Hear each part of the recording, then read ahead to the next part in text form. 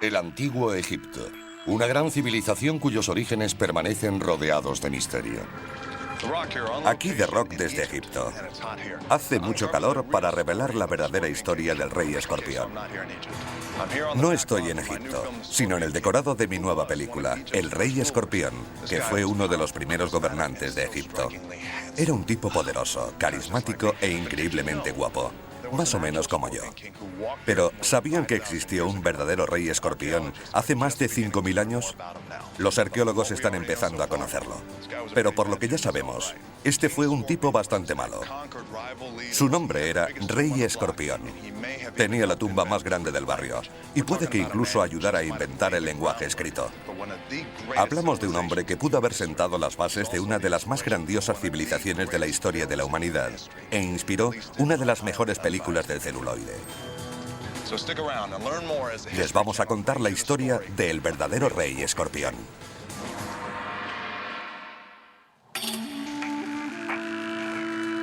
El verdadero Rey Escorpión.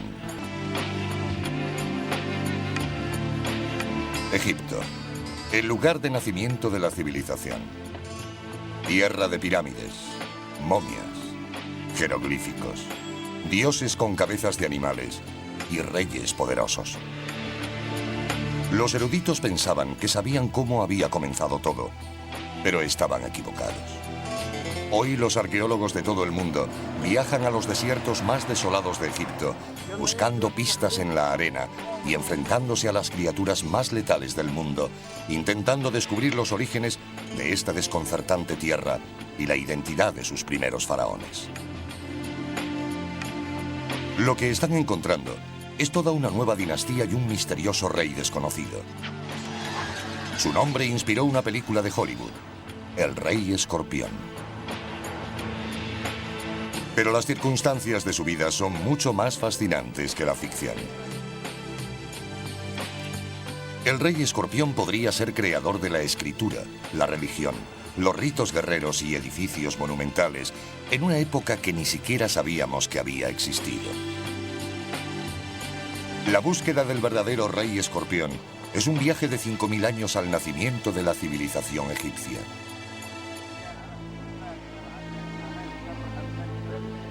Egipto es una tierra tan vieja que ya era antigua en la época de la Grecia clásica y el Imperio Romano. En el año 0, el del nacimiento de Jesús, la civilización egipcia ya pertenecía al pasado. El antiguo Egipto dejó de existir con su último gran faraón, la legendaria Cleopatra. Solo tenía 39 años cuando murió, pero Egipto ya tenía más de 3000 años.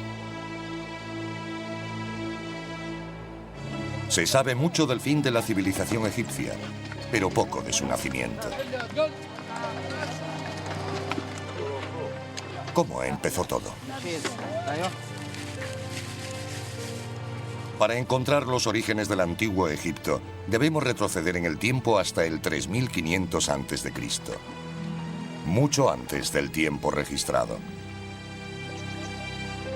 Las tribus nómadas se mueven por las fértiles riberas del río Nilo. A lo largo de cientos de miles de años, sus campamentos temporales se fueron convirtiendo en pueblos y ciudades. Los asentamientos forjan alianzas y rivalidades. Al sur se encuentra un sofisticado reino, cuyo nombre deriva de su situación en el curso superior del Nilo. Su gobernante lleva la bulbosa corona blanca del Alto Egipto. En el norte, donde el delta se abre al mar Mediterráneo, se alza su menos organizado homólogo, el Reino Bajo, gobernado por quien lleva la corona roja con lengua.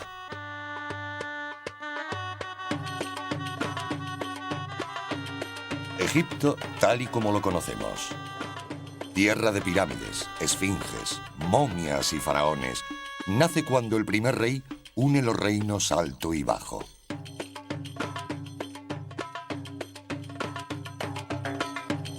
¿Pero quién es el primer rey de Egipto? Irónicamente, esa pregunta ya incordiaba a los antiguos egipcios.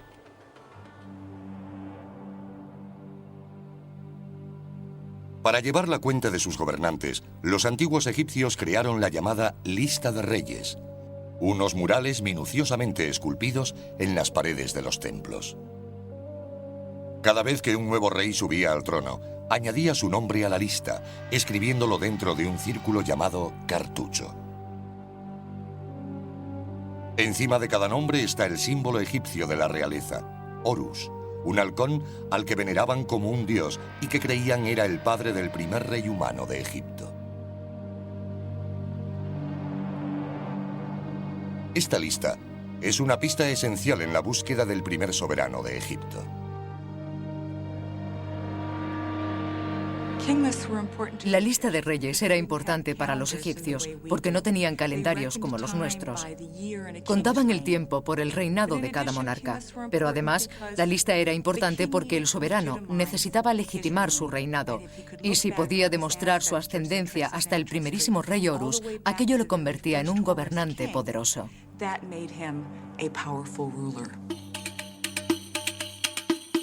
Tras conquistar Egipto, Alejandro Magno utiliza la lista de reyes para establecer una nueva dinastía de faraones griegos.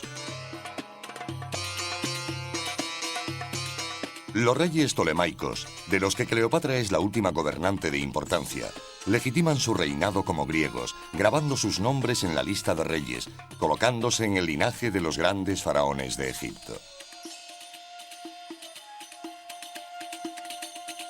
Pero los tolemaicos también utilizan la lista como calendario, una puerta al pasado de Egipto. Por primera vez, registran la historia de Egipto en un lenguaje diferente al jeroglífico. De hecho, son los griegos quienes llaman a la escultura egipcia jeroglíficos, que significa grabados sagrados. El libro más importante sobre Egipto, escrito en griego, es la Egiptiaca, de 3 volúmenes. En el siglo II a.C., uno de los reyes tolemaicos encargó a un sacerdote llamado Manetón que escribiera la historia de Egipto. En ella se remonta 30 dinastías hasta llegar a la fundada por un rey al que llamó Menes, el primer rey de la primera dinastía. Pero ¿hasta qué punto es fiable la lista de reyes? En la época en que Manetón escribía la suya, intentaba trazar 3000 años de historia. Y para empeorar las cosas, solo conocemos su traducción de la lista de reyes por otros antiguos eruditos. La obra original se perdió.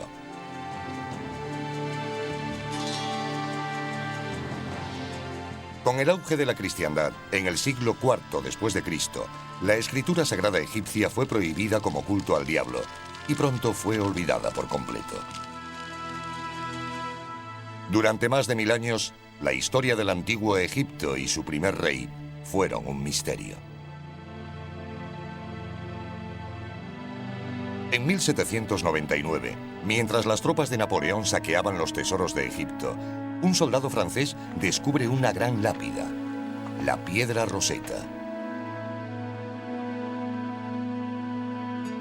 Estaba escrita en 3 idiomas: griego, demótico y egipcio antiguo. El soldado supo inmediatamente que había descubierto una pista importante para descifrar el misterioso pasado de Egipto. Napoleón mandó hacer copias que fueron enviadas a eruditos de todo el mundo. Comenzó así una carrera por descifrar el código. 23 años más tarde, utilizando una de las copias, Jean-François Champollion, un lingüista francés que sabía leer griego y demótico, descifra los jeroglíficos. Asombrosamente, decodifica la escritura sin poner un pie en Egipto. Pero hacer las copias no solo llevó a descifrar el olvidado sistema de escritura, también ha originado un descubrimiento sorprendente.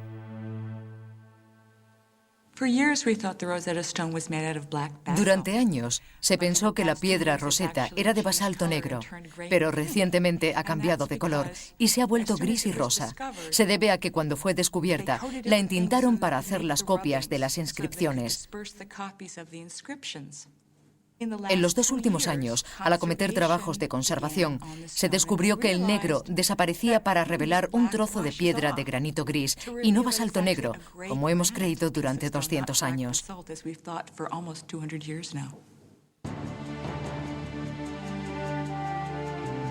Negra o gris, la piedra Rosetta ha llevado a uno de los más importantes descubrimientos de todos los tiempos. La nueva capacidad para leer jeroglíficos abre todo un nuevo mundo al pasado. De repente, los estudiosos del siglo XIX y los buscadores de tesoros pueden leer las fuentes egipcias originales. Redescubren al rey Menes como el primer faraón de la primera dinastía. Pero pronto surge una nueva duda. En 1898, 2 jóvenes egiptólogos desentierran una placa votiva que literalmente reescribe la historia egipcia. Se trata de uno de los documentos más importantes del antiguo Egipto. Es llamada Paleta de Narmer, por la figura central, el rey Narmer. Pero hay un problema. Narmer no está en la lista de reyes. Sin embargo, el simbolismo de la paleta sugiere que Narmer podría haber sido el responsable de la unificación del Alto y Bajo Egipto. Esto le convertiría en el primer rey de la primera dinastía.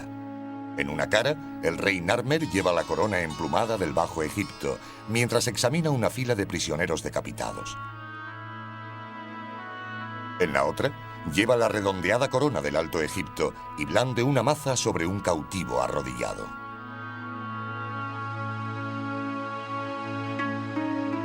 Entonces, ¿fue Narmer, un rey que ni siquiera está en la lista de reyes, el primero en gobernar sobre las 2 tierras?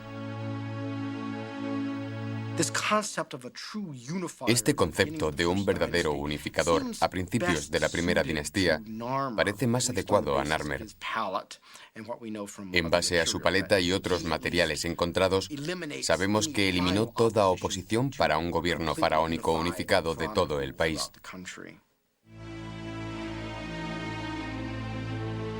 El simbolismo de la paleta de Narmer fue suficiente para convencer a los primeros egiptólogos de que él, y no Menes, fue el fundador del Egipto faraónico. La paleta da pie a toda una serie de preguntas. ¿Está equivocada la lista de reyes? ¿Habían olvidado los egipcios que esculpieron la lista real sus propios orígenes? ¿Hay más reyes antes de la época de Narmer? Irónicamente, el objeto que podría contener las respuestas fue descubierto a la vez que la paleta, apenas a 9 metros. En él, un hombre desconocido se enfrenta a la imagen de un escorpión. Solo ahora, 100 años después de su descubrimiento, los egiptólogos han comenzado a identificar esta misteriosa figura. ¿Quién puede ser?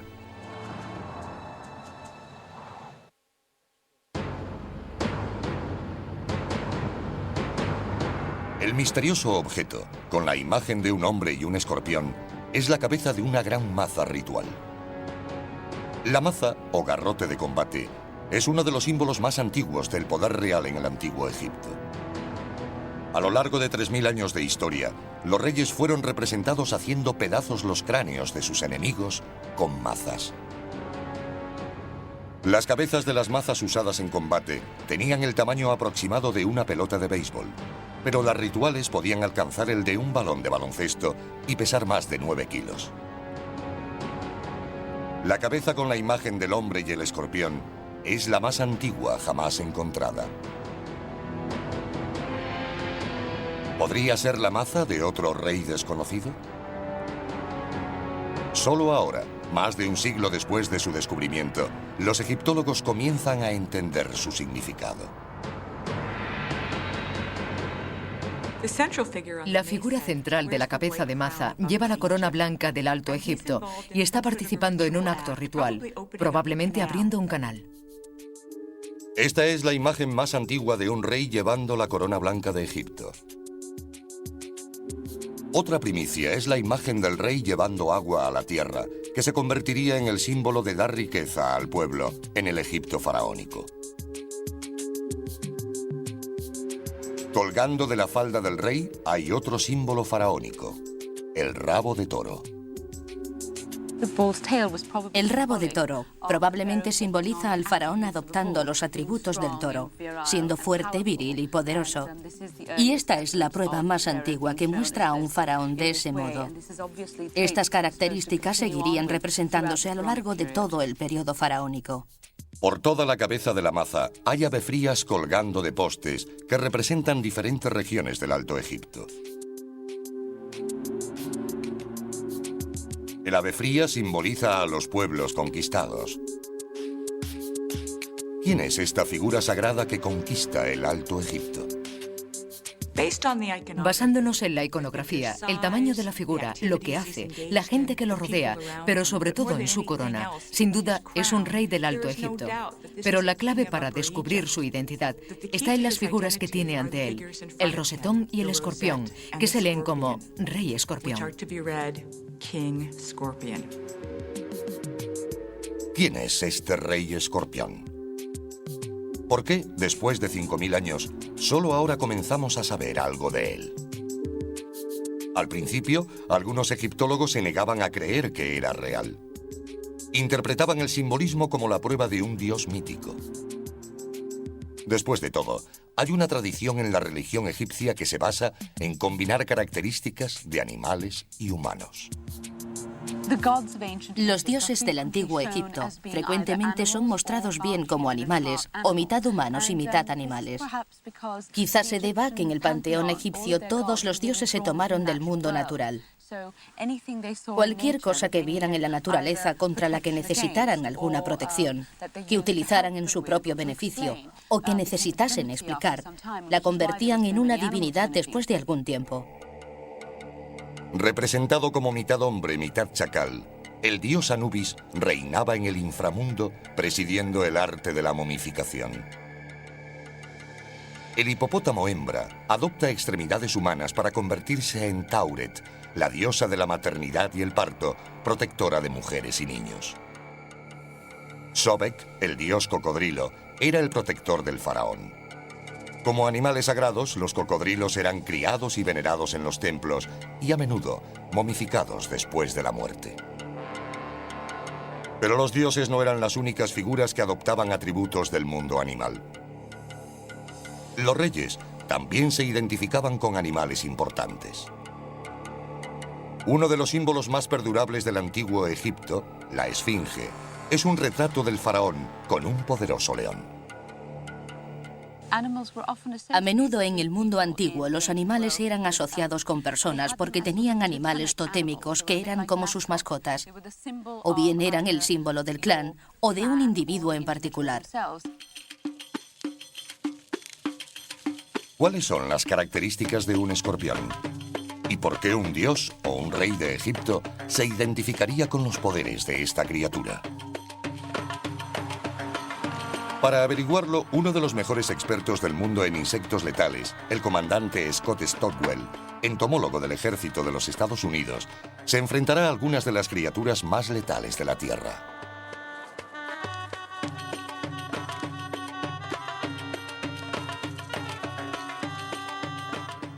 Existen más de 1.500 especies de escorpión con nombres como homicida del sur, emperador y cazador de la muerte. Fueron de los primeros seres vivos que colonizaron la Tierra. Hay fósiles de más de 420 millones de años, unos 200 millones de años antes de que apareciera el primer dinosaurio. Desde entonces, han cambiado relativamente poco. Los escorpiones que vemos hoy en día tienen más o menos el mismo aspecto que los de hace 420 millones de años. Los escorpiones pueden resistir cambios extremos de temperatura, desde los 46 grados centígrados hasta los 8 bajo cero. Sorprendentemente, incluso pueden quedar congelados en un bloque de hielo y revivir más tarde. Pueden aguantar 3 meses sin comida ni agua. Un producto químico en su piel les ayuda a retener la humedad bajo el intenso sol del desierto. Sin embargo, también tiene un extraño efecto secundario. Bajo una luz ultravioleta, el escorpión se vuelve fluorescente. Su principal método de defensa es un aguijón que inyecta una potente mezcla de venenos a cualquier atacante potencial.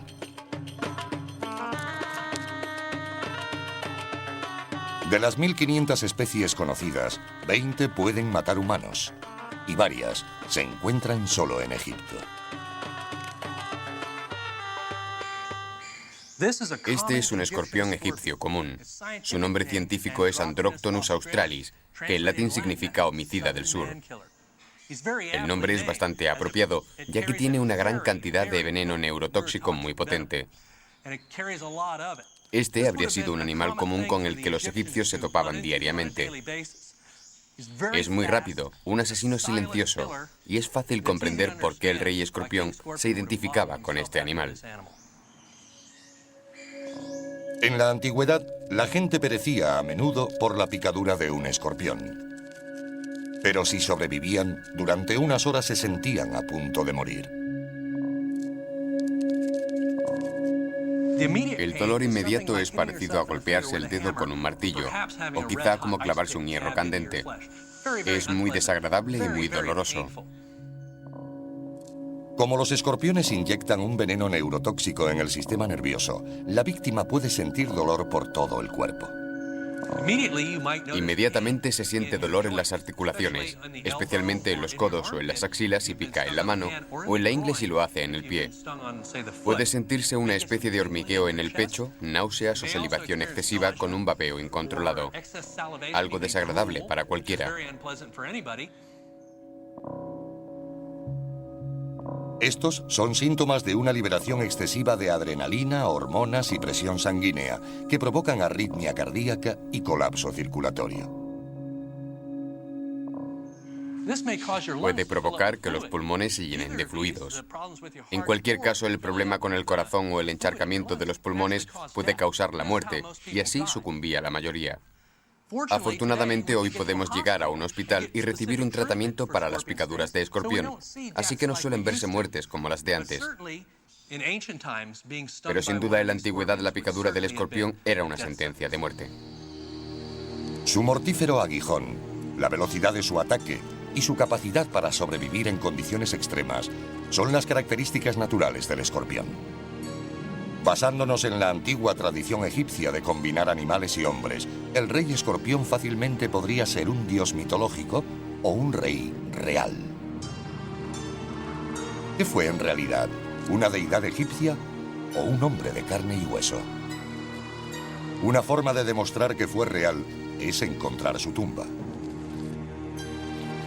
Pero en el vasto desierto egipcio, ¿por dónde se empieza a buscar un enterramiento de hace 5000 años que quizá ni siquiera exista?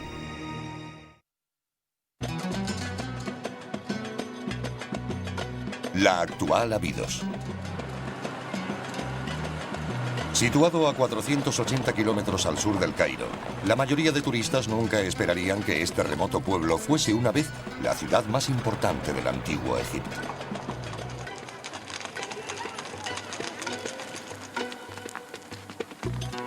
Aún hoy, en las afueras del pueblo, varios equipos internacionales trabajan para desenterrar pruebas de los primeros gobernantes de Egipto. Entre ellos se encuentra el del Instituto Arqueológico Alemán dirigido por Günther Dreyer. Millones de fragmentos. Estos fragmentos son los restos de vasijas de ofrendas de peregrinos que llegaron hasta aquí para adorar a Osiris, el dios de los muertos. Y estos fragmentos le han dado a Abidos su nombre moderno, el-Kab, madre de las vasijas. Limitado por un lado por las tranquilas aguas del río Nilo y por el otro por los imponentes riscos del desierto, Abidos, la necrópolis egipcia, una ciudad de los muertos, parece ser poco más que una ruina cubierta por la arena del implacable Sáhara. Pero fue una vez una fértil vega. Y hoy los egiptólogos descubren rastros de ocupación humana que se remontan a más de 4000 años antes de Cristo.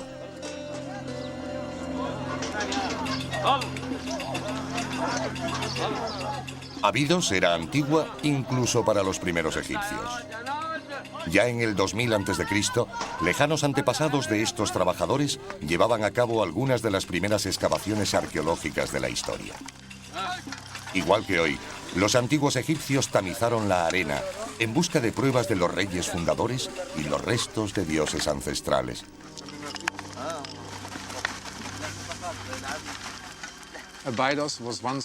Abidos fue una vez el lugar más sagrado de todo Egipto, porque los egipcios pensaban que el dios de los muertos, Osiris, también fue enterrado aquí. Según la mitología, fue un antiguo rey de Egipto, por lo que era bastante natural suponer que había sido sepultado aquí.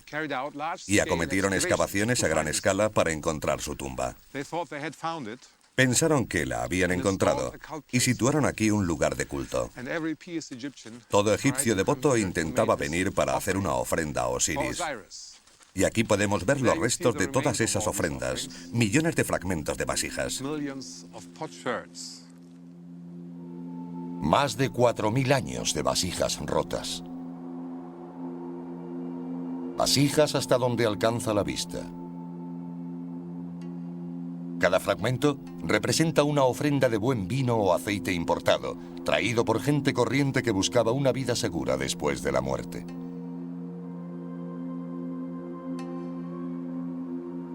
Las vasijas rotas descansan sobre los restos de un elaborado conjunto de templos, reclamados hace mucho tiempo por las arenas del desierto. Sin embargo, un monumento principal se alza sobre el desolado paisaje. Un templo dedicado a Osiris, el dios del inframundo y padre del primer rey mitológico de Egipto, Horus, el halcón.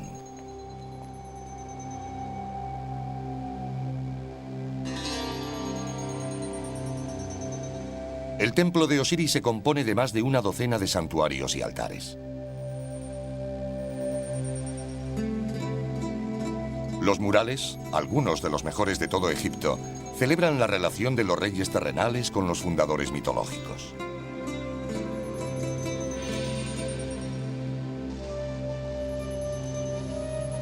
Cuanto más se adentra en el templo, más sagrada es la historia. En lo más profundo hay un mural que representa una de las leyendas más sacrosantas de la religión egipcia. Una historia que nos da una pista importante para descubrir a los primeros reyes. Aquí, en el santuario interior del templo, se encuentra el mito de Osiris e Isis y su hijo, Horus.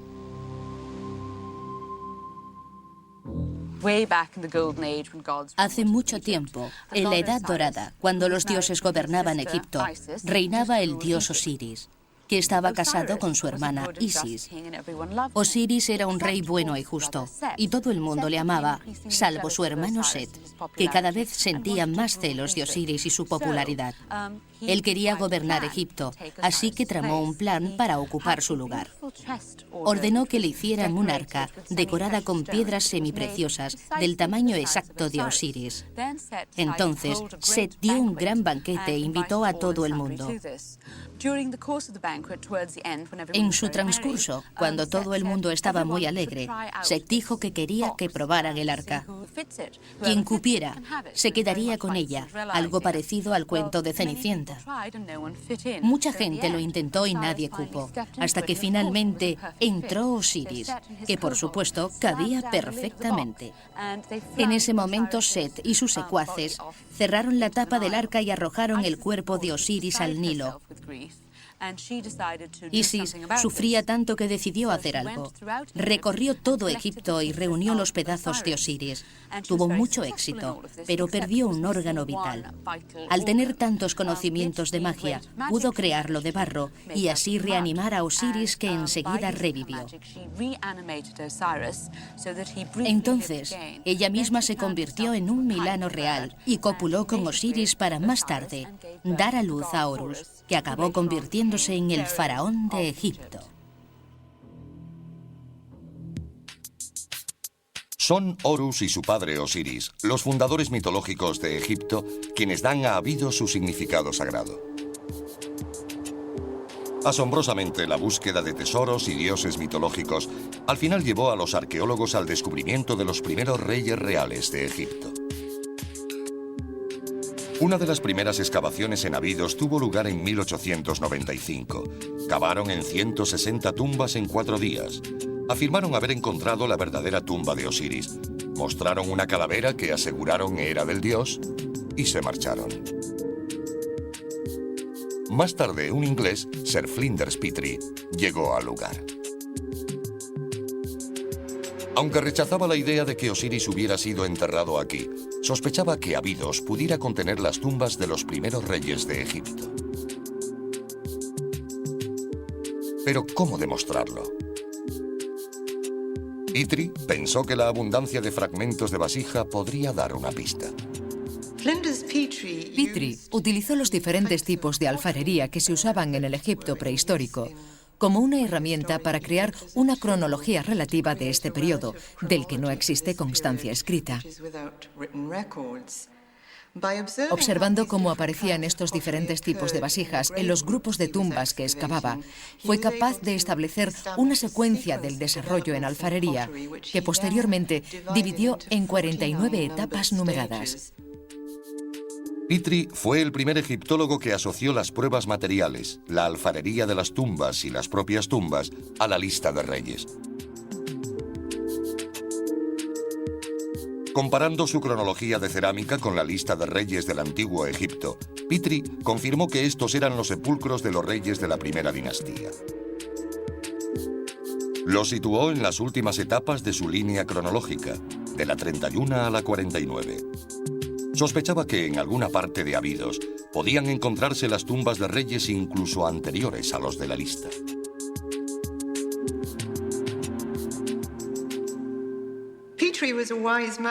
Petrie era un hombre inteligente. Se dio cuenta de que probablemente se harían futuras investigaciones en la prehistoria egipcia, así que dejó las etapas del 1 al 30 en blanco para posteriores estudios que nos revelarían datos sobre periodos anteriores de la prehistoria de Egipto. Aquí, en una zona de Abidos previamente pasada por alto, Gunther Dreyer recoge literalmente los pedazos de donde Petrie los dejó. Busca esas primeras tumbas de reyes anteriores a la primera dinastía, las tumbas de la dinastía Cero.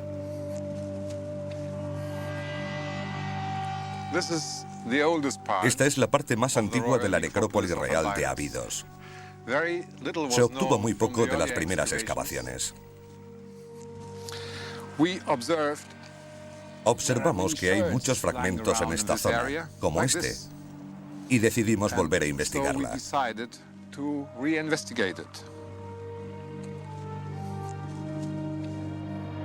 Mientras examinan el paisaje lleno de fragmentos de vasijas, descubren depresiones en el suelo que a menudo indican la existencia de tumbas subterráneas. Basándose en el número de tumbas y sus tamaños, el equipo anticipa un descubrimiento significativo. Pero, ¿dónde comenzar a excavar?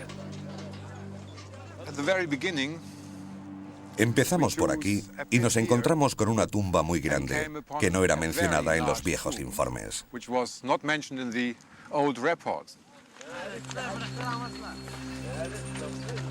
Comienzan a cavar. Y pronto, justo bajo el nivel del desierto, el equipo descubre la primera pared de ladrillos de barro. A medida que se retira la arena, pueden ver que la pared forma parte de una enorme cámara subterránea. Desentierran más ladrillos, más paredes y más cámaras, hasta un total de 12. Esta no es una tumba ordinaria. Es la tumba predinástica más grande encontrada. De hecho, es comparable en tamaño a algunas de las de los reyes de la primera dinastía. Entonces, ¿de quién es? Por desgracia, probablemente en la antigüedad, la tumba había sido saqueada.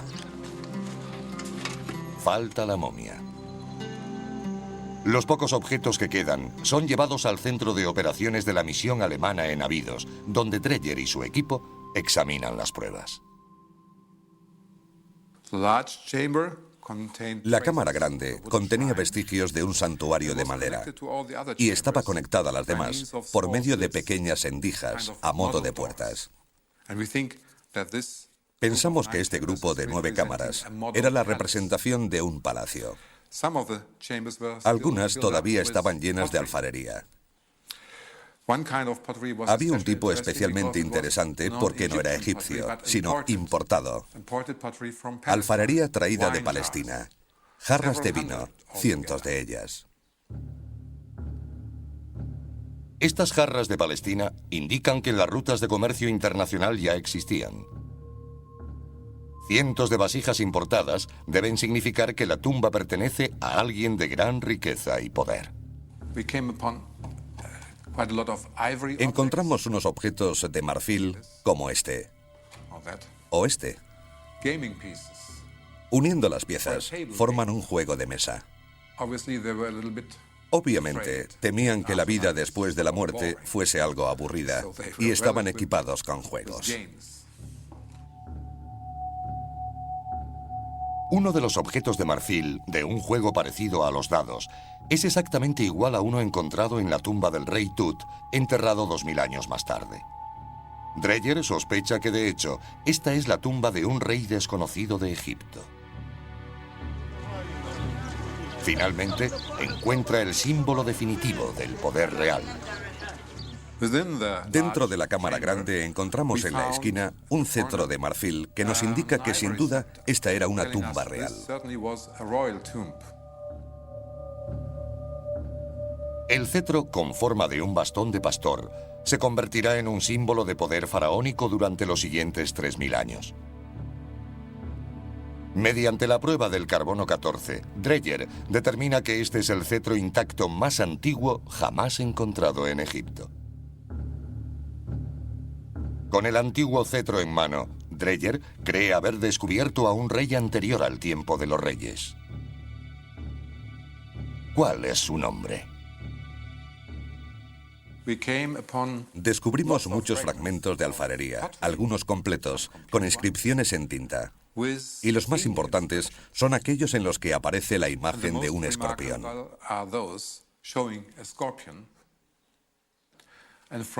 A partir de estas inscripciones, pudimos concluir que esta tumba perteneció a un gobernante con el nombre de Escorpión. Es real. Hay un rey escorpión.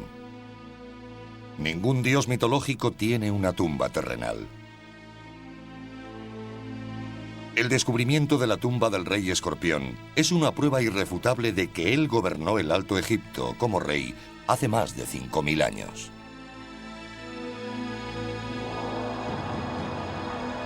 Pero fue rey antes de la época de los reyes, y su descubrimiento da lugar a toda una nueva dinastía, la dinastía Cero. ¿Quién es el rey escorpión? ¿Qué papel desempeña en el nacimiento del antiguo Egipto, una de las más grandiosas civilizaciones que el mundo ha conocido?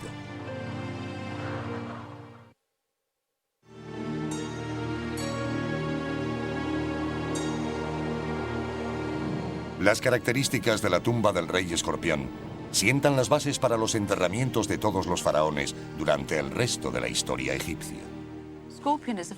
Escorpión fue el que inició lo que se convirtió en una práctica dinástica. Y en su enterramiento, que tiene más de 5000 años, incluyó una reproducción de su propio palacio. Así creaba una casa para su alma que sería eterna. Aunque simple en estructura, es fácil ver cómo, por primera vez, la tumba del rey escorpión crea un plan arquitectónico para alcanzar la otra vida. Imita el palacio en el que vivía para acoger su cuerpo tras la muerte. Acabada, la tumba es cubierta con arena con forma del montículo primigenio del que, según la religión egipcia, fue creado el mundo. Además de su significado espiritual, la tumba también fue diseñada para proporcionar al rey todos los bienes materiales que necesitaría en la otra vida. Escorpión, probablemente un rey muy importante según el tamaño de su tumba, fue enterrado con gran solemnidad, rodeado de muchos objetos funerarios. Por supuesto, hoy quedan muy pocos, porque fueron robados en la antigüedad. Damos por supuesto que la mayoría de los faraones tenían comida, bebida, jarras con aceites y ungüentos, y mucho oro y piedras semipreciosas. El único rey del que tenemos una idea aproximada de lo que tenía en su enterramiento fue Tutankamón. Su tumba no había sido saqueada, así que nos hacemos una idea de la riqueza, del gran número de objetos y oro depositados junto a un faraón. Cada generación de reyes llevará más allá el concepto y el diseño básico del rey escorpión. Y a lo largo de los siglos, los enterramientos reales evolucionarán hasta las pirámides. Durante 500 años se inhuma en Abidos a los sucesores del rey escorpión. Y el equipo de Günther Dreyer está abriendo todas las tumbas una por una. Este enterramiento ha sido excavado totalmente y parcialmente restaurado.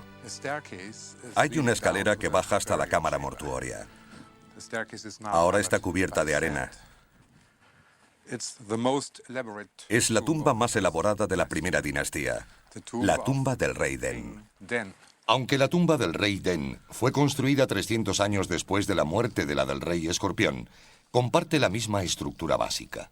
Un gran foso cuadrado cavado en el suelo, rodeado de muros de ladrillos de barro. Aquí había otra puerta cerrando la entrada. Y ahora pasamos a la cámara mortuoria.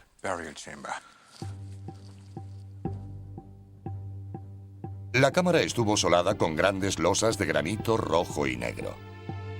En el centro había un enorme santuario de madera que ocupaba casi toda la cámara.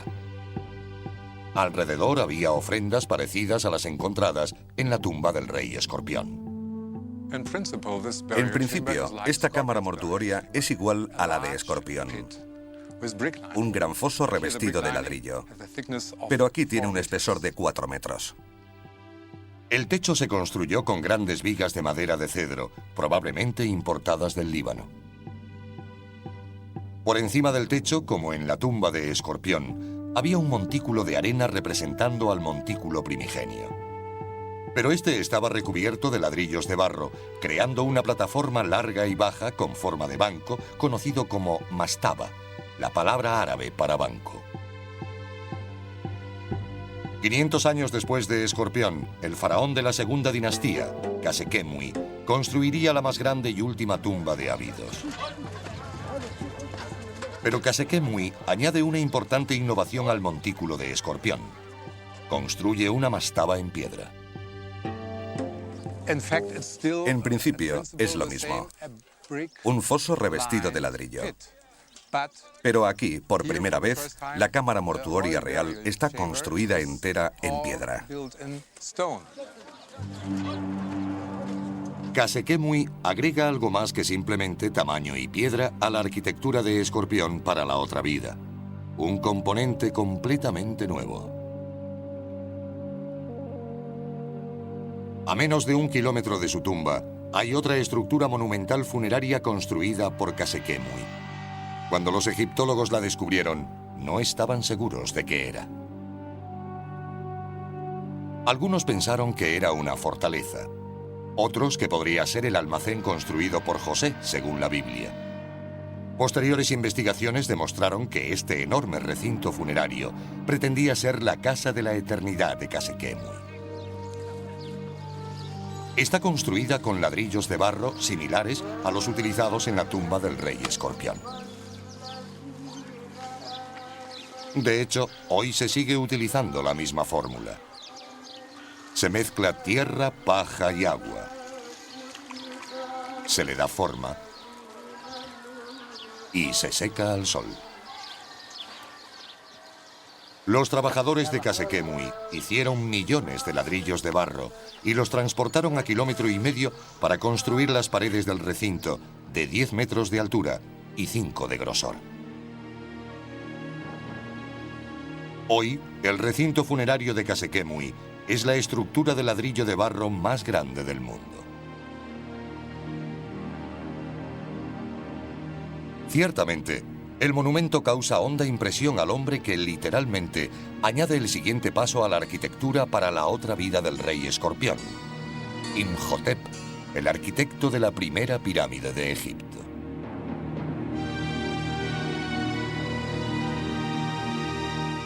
Imhotep diseña para su faraón un complejo mortuorio que combina el cercado funerario de Khase-Khemui con la mastaba.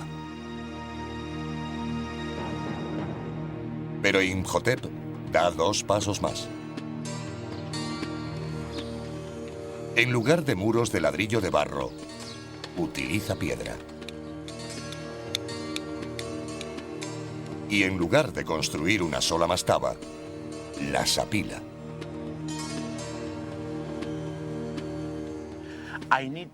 Quiero que todo el mundo mire esta piedra y piense en ella. Esta es la primera piedra utilizada en cualquier construcción de la historia. Esta es la pirámide escalonada.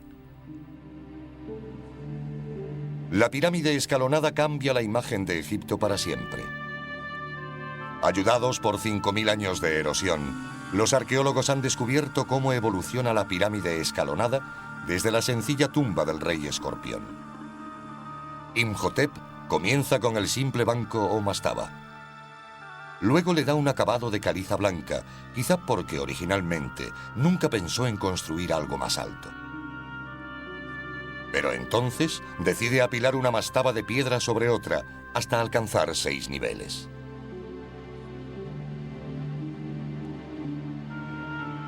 Una vez completada, la pirámide escalonada se convierte en el edificio más grande del mundo.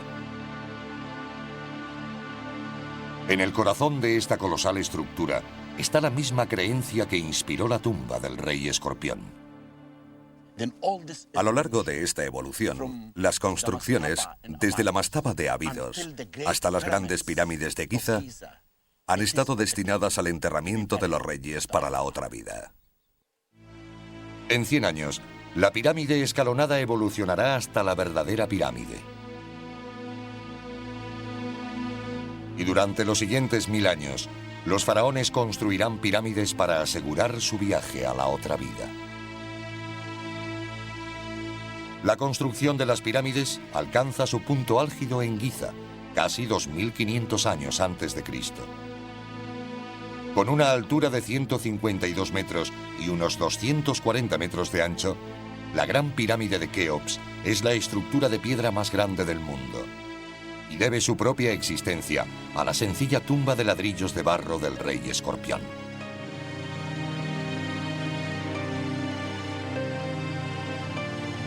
Pero la arquitectura del rey escorpión para la otra vida no fue su única contribución a la grandeza de Egipto.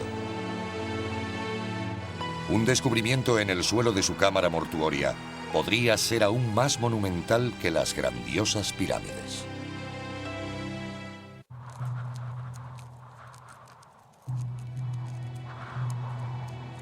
Lo que Gunther Dreyer y su equipo encontraron en el suelo de la tumba del rey escorpión cabe perfectamente en una caja de zapatos. Aunque pequeño en tamaño, su significado es monumental. Lo que encontraron son etiquetas de hueso y marfil del tamaño de sellos postales, 160 en total. Cada una de las etiquetas del rey escorpión está grabada con sencillos dibujos: árboles, pájaros, serpientes y elefantes. A primera vista, los grabados parecen dibujos primitivos, parecidos a los encontrados en cuevas y alfarería prehistóricas. En las pinturas rupestres, una imagen es lo que es. Un pájaro significa pájaro. Pero las etiquetas del rey escorpión quizás signifiquen algo más. La primera pista que Dreyer advirtió es que muchas de ellas contenían más de una imagen. Una intrigante complejidad para unos grabados tan primitivos.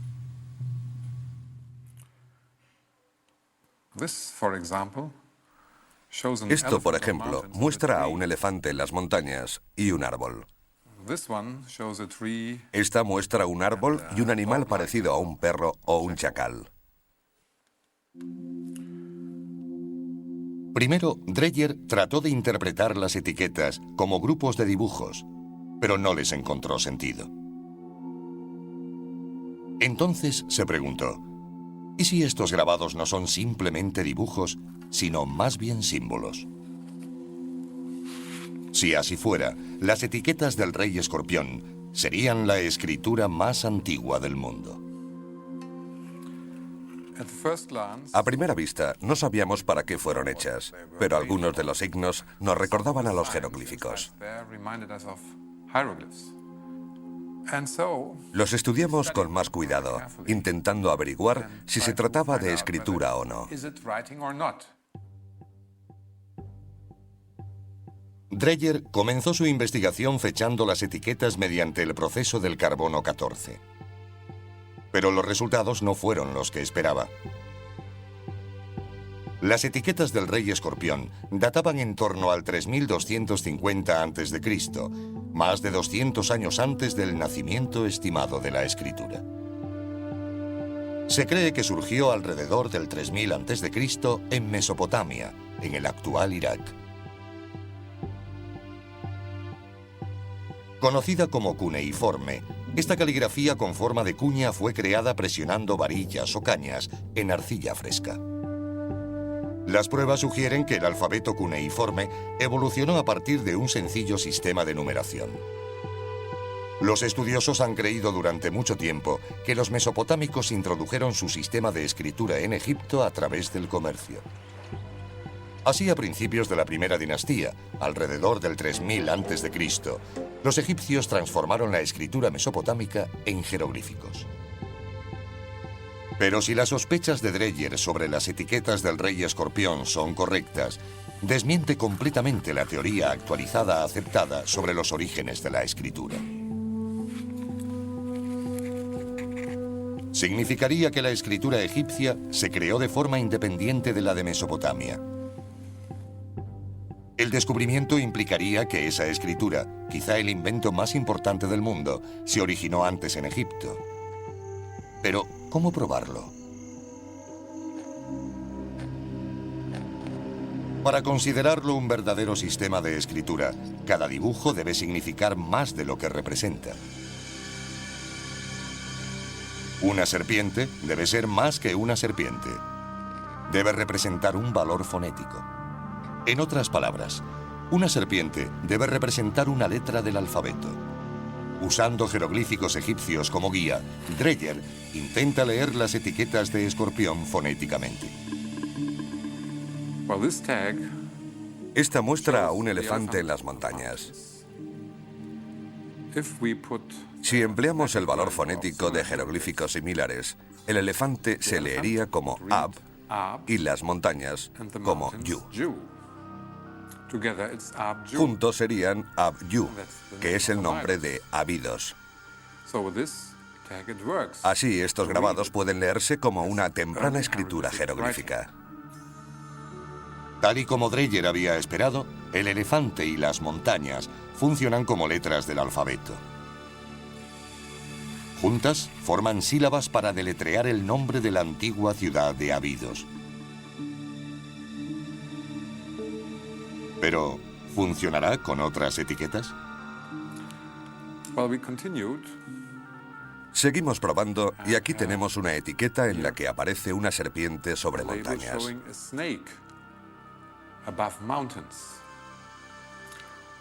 En la escritura jeroglífica, el valor fonético de la serpiente es Ya. Las montañas, como hemos visto antes, se leen como Yu. Al lado hay un signo que nos recuerda al que significa noche. Un horizonte con un rayo. Su valor fonético sería Garech. Así que podemos leer Yu Garech, montañas de la oscuridad. Dreyer se dio cuenta de que el signo para montañas, Yu, aparece en varias etiquetas. Hay otras en las que aparece el mismo grupo, formado por una serpiente encima de las montañas. Pero al lado no está el signo para oscuridad, sino un pájaro. El valor fonético de este pájaro es Yag, que significa luz del sol, por lo que en conjunto se leerían montañas de la luz del sol. Montañas de la oscuridad y montañas de la luz. Eso es lo que significan fonéticamente. ¿Pero qué significa? Dreyer solo tuvo que observar el paisaje alrededor de la excavación para averiguarlo. En el Alto Egipto, el sol sale por el este, sobre las montañas,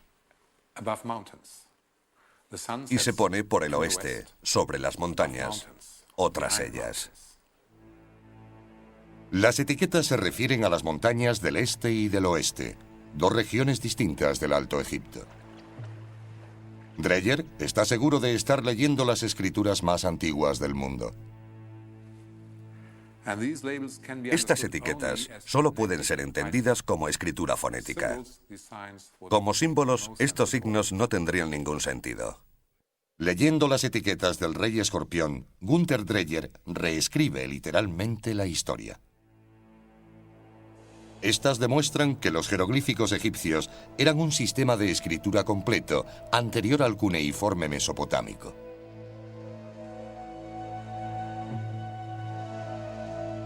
Pero hay otro aspecto intrigante sobre el nacimiento de la escritura en Egipto. La falta de pruebas de un sistema de escritura anterior, más primitivo, sugiere que no fue una evolución. Ya que la escritura aparece repentinamente en la época del rey escorpión, fue quizá una invención por encargo.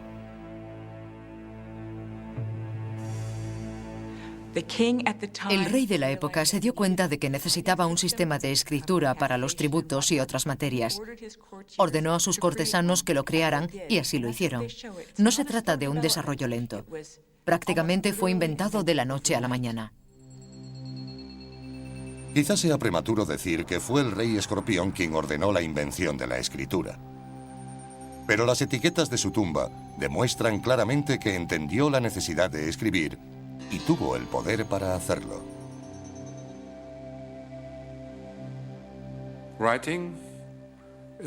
La escritura es una invención muy importante porque transmite información. Escribir es una manera de informar sobre los acontecimientos. Se trata de un desarrollo tardío, pero supone el paso de la prehistoria a la historia.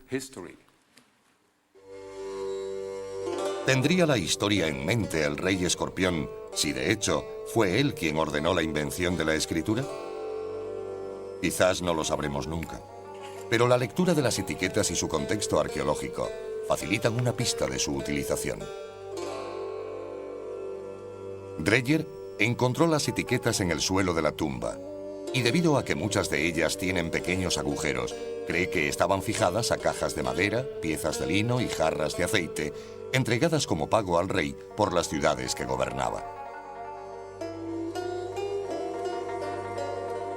Las etiquetas son básicamente recibos de impuestos pagados.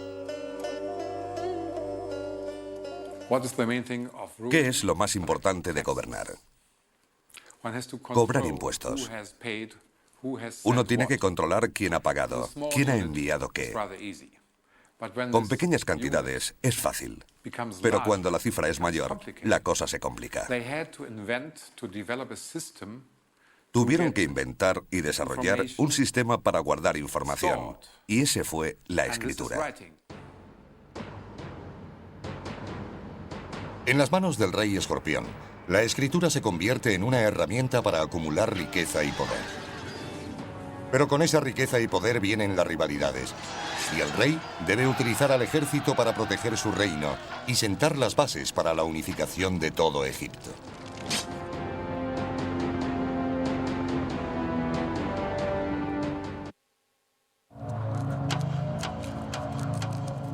¿Cómo conquistó el rey escorpión el Alto Egipto?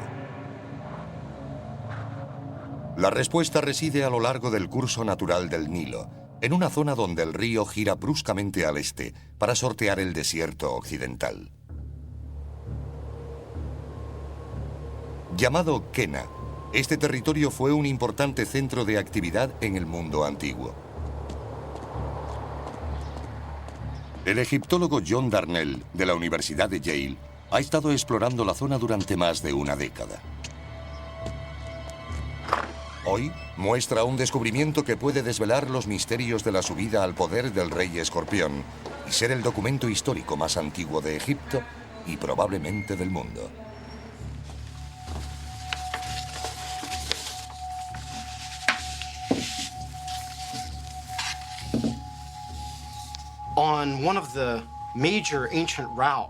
En una de las principales rutas antiguas de comunicación de Kena con el desierto occidental, en una posición bastante estratégica, un paso entre Abidos al norte y Hieracómpolis al sur, hicimos un descubrimiento bastante importante en un lugar al que llamamos Jebel Yauti, una inscripción protodinástica que llamamos el retablo de Escorpión.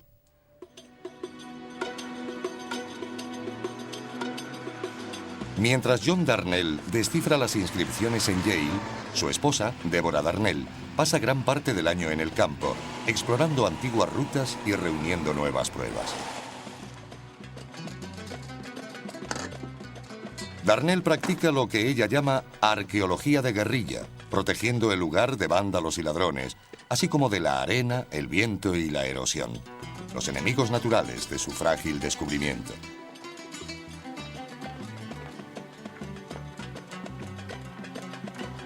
Hoy regresa para buscar más información del retablo de Escorpión.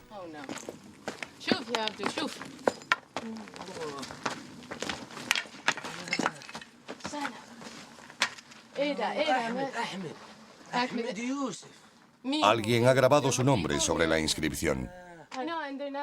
Ni siquiera son ladrones. Solo han puesto sus nombres en el mejor sitio, que es donde Horus Escorpión escribió el suyo. No sabían que se trata de un lugar antiguo. Simplemente escribieron sus nombres como ha hecho todo el mundo durante 5.000 años.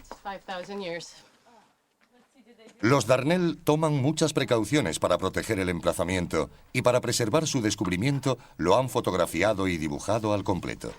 Una inspección más minuciosa revela la extensión de la pintada. Esta parte no ha sido tocada. Veamos.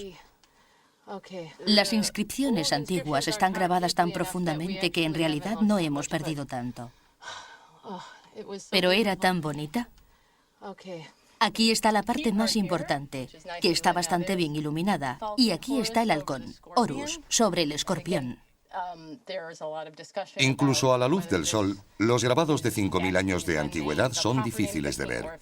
Pero los adiestrados ojos de los Darnell pueden reconocer los débiles contornos en la parte inferior de la escena.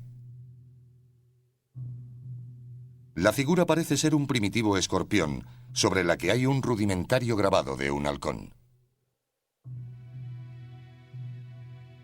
¿Se refiere esta inscripción al rey escorpión?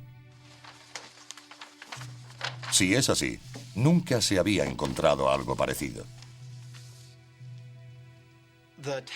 El retablo detalla un acontecimiento histórico específico y está dispuesto de una forma interesante. Primero tenemos un halcón con un cuerpo más bien triangular sobre un escorpión. Esto es muy importante. Parece ser la primera vez que se utiliza el nombre del dios Horus como título real. Parece decirnos que el autor de estos acontecimientos es un hombre llamado Escorpión, u Horus Escorpión, exactamente. El nombre de Horus, como el término romano César, es otra palabra para designar al rey. El título identifica a Escorpión con Horus, el halcón, el dios de la realeza egipcia.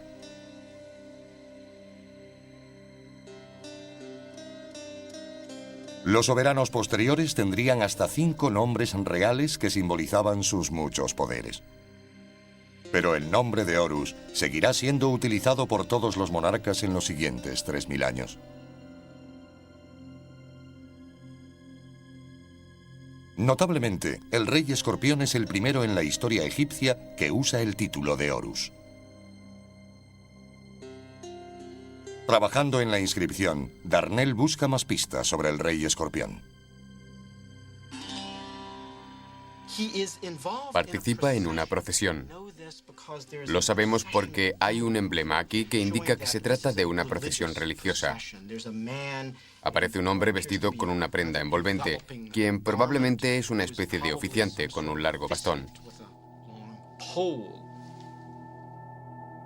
Esta misma figura religiosa, una especie de sacerdote, puede ser encontrada en muchos objetos importantes de la historia del antiguo Egipto, incluyendo la paleta de Narmer.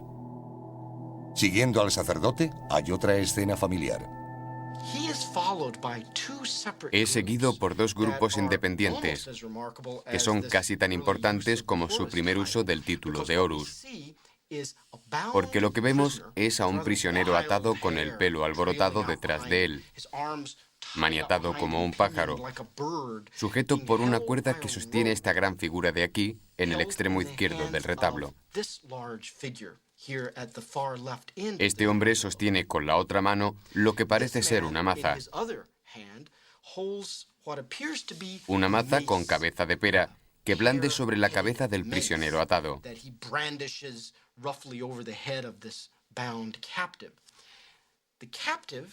El cautivo parece ser identificado. Detrás de él hay una cabeza de toro sobre una especie de poste, como si su nombre o emblema totémico fuera cabeza de toro en una vara. Darnell piensa que cabeza de toro en una vara podría ser el nombre del rey de Nakada, una antigua ciudad rival situada en el Nilo entre Hieracómpolis y Abidos. ¿Y quién es el conquistador del rey de Nakada? El hombre que lo controla y que, por consiguiente, protagoniza la escena, no es otro que el gobernante, blandiendo su maza con la que despacha a los enemigos. Horus Escorpión. Aunque de naturaleza primitiva, el grabado muestra una imagen de poder muy importante: el rey esgrimiendo la maza sobre un cautivo. Destinada a convertirse en prototipo para reyes posteriores, la misma escena aparecerá en objetos y paredes de templos durante el resto de la historia egipcia. Pero la imagen del retablo de Escorpión es la escena de violencia más antigua que puede ser asociada a un acontecimiento histórico específico. El significado es claro. Todo el acontecimiento recibe un sello protojeroglífico, una cigüeña con una cría de serpiente bajo el pico, que significa victoria. El retablo de Escorpión, aunque primitivo, podría ser la inspiración para la paleta de Narmer, esculpida 200 años después. Sus temas principales son idénticos. El rey vencedor golpea la cabeza de su rival y lo celebra con una procesión de victoria. La mayoría de los egiptólogos creen que la escena de la paleta de Narmer representa un acontecimiento histórico real. ¿Podría suceder lo mismo con el retablo de Escorpión? Aquí tenemos un acontecimiento histórico real que simboliza la victoria de Horus Escorpión sobre el ejército de Nakada.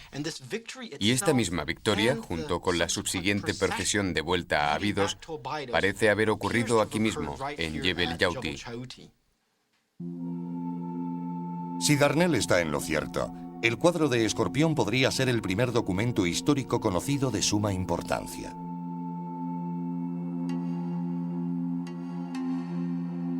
Pero ¿cómo podemos estar seguros de que estos acontecimientos ocurrieron realmente? La geografía de Jebel Yauti nos da algunas pistas, y el lugar donde pudo haber nacido el rey Escorpión proporciona otras.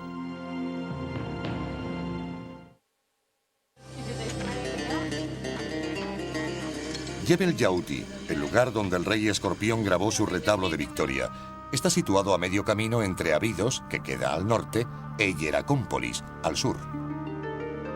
Pero Jebel Yauti está más cerca de un tercer centro principal del Alto Egipto, Nakada. Aquí, en Nakada, convergen las más importantes rutas comerciales. Y en las controle, tutela la riqueza del Alto Egipto. Existen pruebas de que Hieracómpolis y Abidos podrían haber sido aliadas, o al menos compartían costumbres y creencias. Ambas tenían por dios protector a Horus, el halcón. De hecho, Hieracómpolis quiere decir ciudad del halcón en griego. Pero Hieracómpolis y Abidos quizá compartieran también al rey escorpión. Aunque es enterrado en Abidos, pudo haber llegado de Hieracómpolis. En su apogeo, alrededor del 3500 a.C., Hieracómpolis fue la ciudad más grande de Egipto, la mayor a lo largo del Nilo. Tenía todo lo necesario para ser una gran ciudad: casas, zonas administrativas, zonas industriales, vertederos de basura, cementerios, tenía de todo. Y este tipo de complejidad nos sugiere que debió existir un gobierno central muy fuerte en la ciudad. De hecho, sabemos que había muchos habitantes ricos aquí. Quizá fueran las familias de los reyes.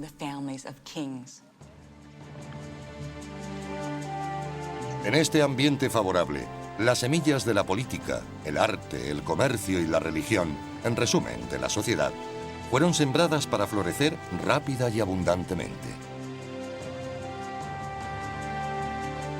En Hieracómpolis, los arqueólogos han encontrado las momias más antiguas de Egipto y los restos de su primer templo. Aunque la estructura no ha podido ser recuperada, templos posteriores por todo Egipto reflejarán los mismos elementos arquitectónicos básicos. Esta es una maqueta del templo de Hieracómpolis que data del 3500 a.C. aproximadamente. Hemos podido reconstruirlo basándonos en los restos encontrados, principalmente fosos, y en dibujos del mismo periodo, que nos dan buena prueba de que podemos reconstruirlo de este modo. Este tipo de arquitectura continuó usándose a lo largo de toda la historia egipcia y se convirtió en modelo para los lugares sagrados en los templos.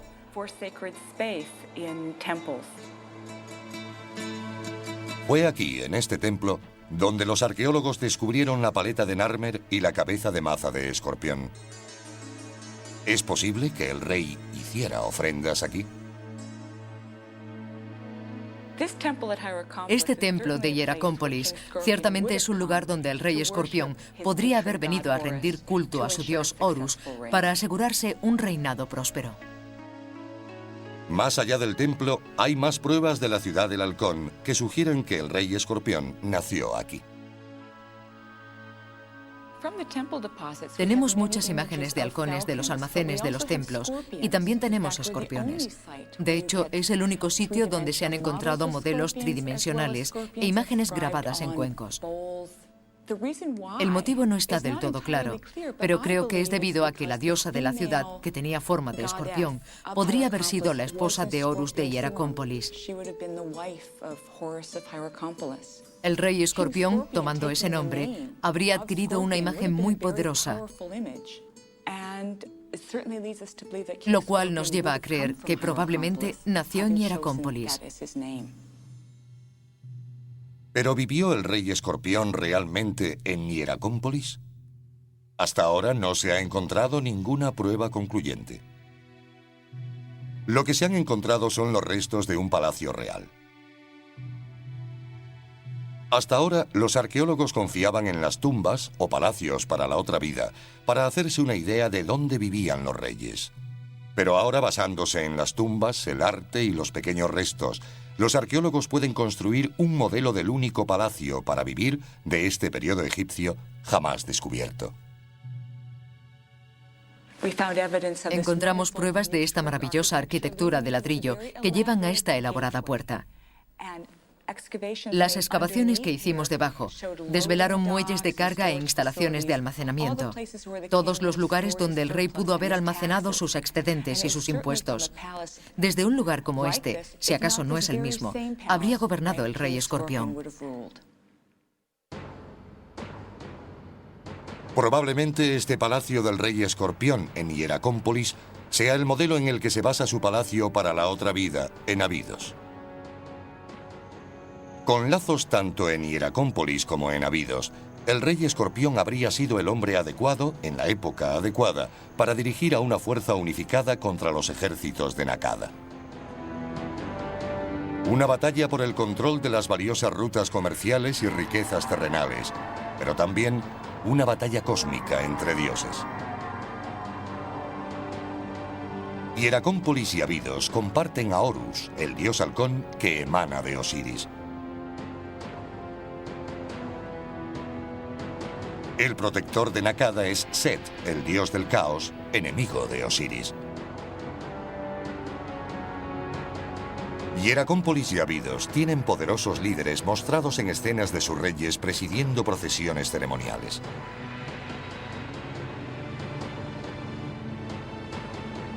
Pero la gente de Nakada, en antiguo arte rupestre, es representada como cazadores y guerreros salvajes y emplumados.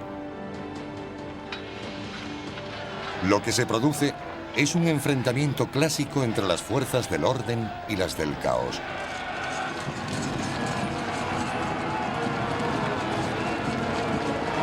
Una cosa es cierta: quien quiera que gane la batalla, controlará la riqueza y el poder del Alto Egipto. Año 3250 a.C. Es el rey Escorpión quien da un paso adelante con una estrategia para derrotar a Nakada.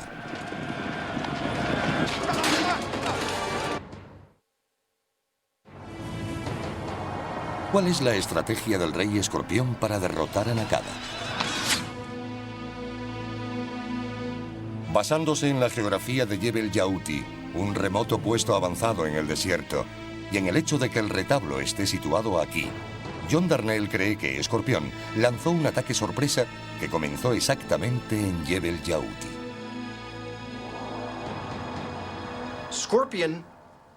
La elección de Escorpión de atacar por el desierto se basaba casi con seguridad en el elemento sorpresa.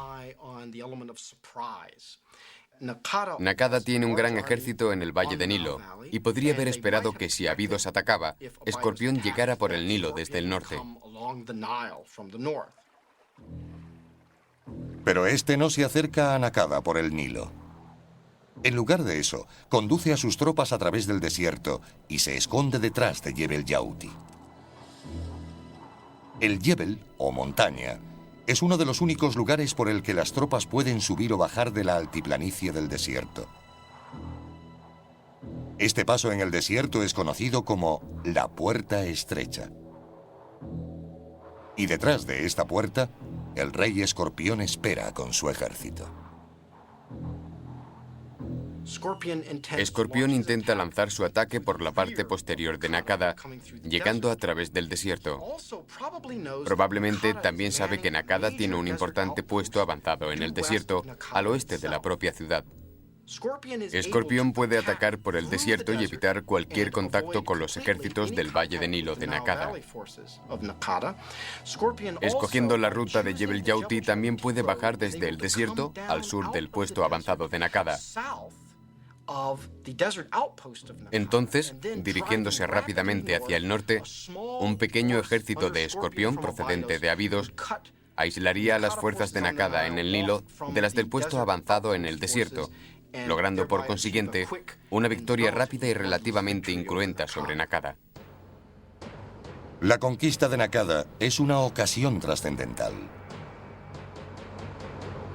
Sería la primera vez que todo el Alto Egipto estuviera gobernado por un solo rey. Para festejarlo, Escorpión desfila con el capturado gobernante de Nakada, de regreso a Abidos, y celebra la ocasión ordenando grabar el retablo.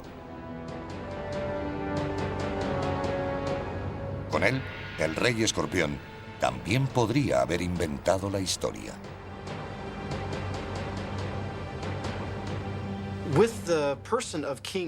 Con la persona del rey Horus Escorpión, nos encontramos en el vértice entre prehistoria e historia.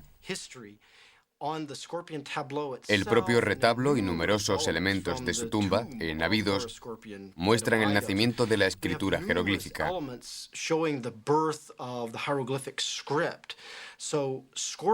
Escorpión surge no solo como el unificador del sur, sino como una de las primeras figuras de la historia egipcia y mundial, sobre quien podemos decir que sabemos algo de lo que hizo, dónde, por qué, y quizás incluso el cómo.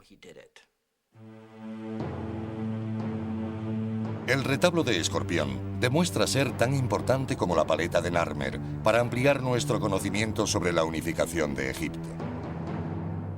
Los egiptólogos han creído durante mucho tiempo que fue Narmer quien logró la unificación tras una gran batalla. Las nuevas pruebas aportadas por el retablo sugieren que el proceso comenzó mucho antes.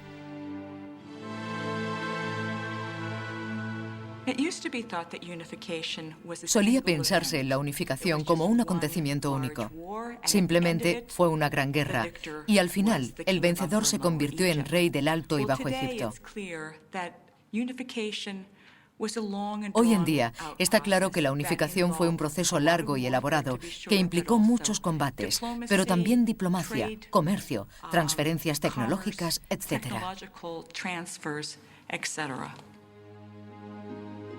El retablo establece la victoria del rey Escorpión sobre Nakada como el primer paso conocido hacia la unificación del Alto y Bajo Egipto.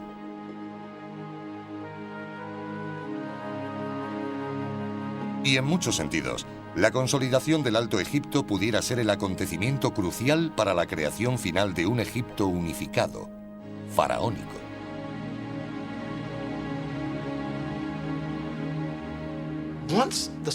Una vez que el sur del país es unificado, una vez que el Alto Egipto es un solo reino, la dominación del norte por el sur puede considerarse un hecho de antemano. Lo que Escorpión representa aquí, en versión anterior a la paleta de Narmer, es el precursor necesario de lo que se convertirá en la conclusión final e inevitable. El triunfo de Narmer sobre la última resistencia en el norte. De modo que tenemos los orígenes de la historia faraónica, los elementos básicos de la religión faraónica, la parafernalia e incluso la escena del rey blandiendo su maza sobre las cabezas de sus enemigos cautivos. En muchos sentidos se puede decir que la historia faraónica, al menos simbólicamente, comienza con el retablo de Escorpión. El rey Escorpión gobernará un país rico. Abrirá rutas comerciales hasta el actual Afganistán. Desarrolla la escritura para controlar sus riquezas y el arte para celebrar su poder y el de sus dioses. Construirá palacios y templos y tumbas para la otra vida. Y como se representa en la cabeza de maza, llevará agua a la tierra y riqueza a su pueblo. Es el rey Escorpión quien sienta las bases de la más grandiosa civilización que el mundo ha conocido.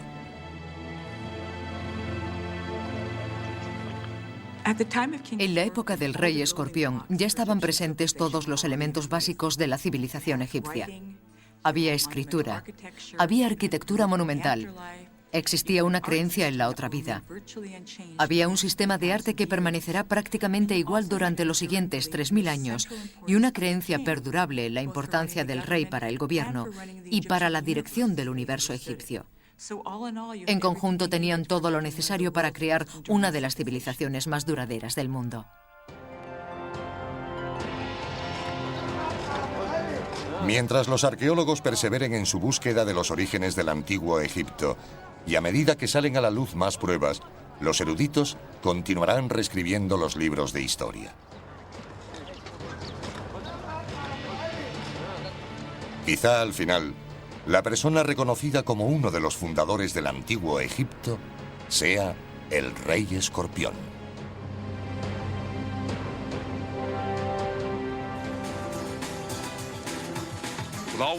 Con todo lo que hemos aprendido del rey escorpión, apenas rascamos la superficie.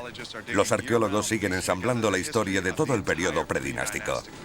Hay al menos otras 10 tumbas reales aún por excavar en Abidos.